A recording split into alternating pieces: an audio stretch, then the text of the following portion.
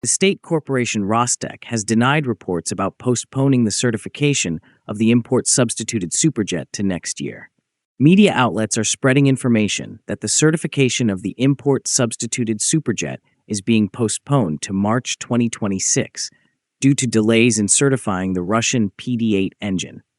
This information is not true, the press service of the state corporation stated. Certification of the PD-8 engine is scheduled for autumn 2025. Additionally, by the end of this year, the Superjet with domestic power plants is expected to complete its flight certification program. We are proceeding according to the planned timeline.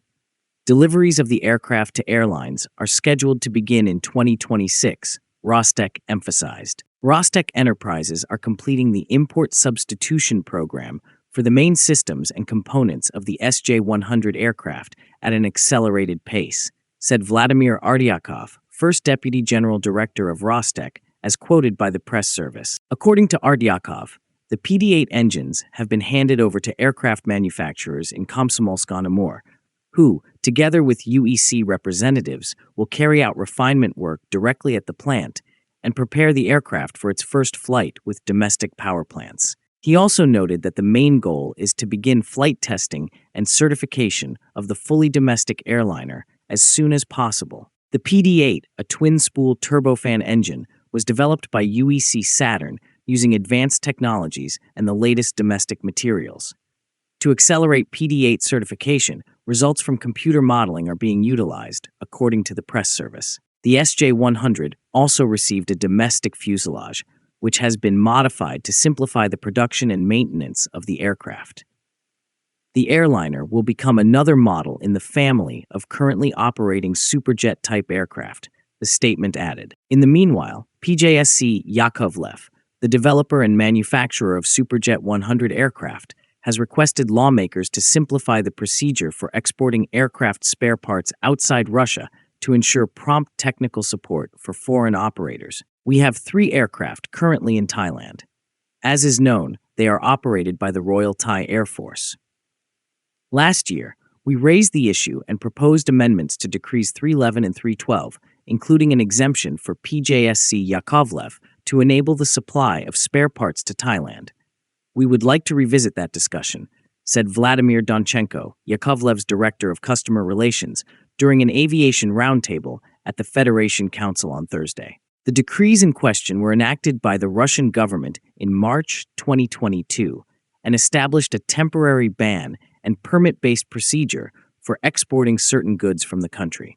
Donchenko explained that, under the current legal framework, obtaining permission to export components takes a long time.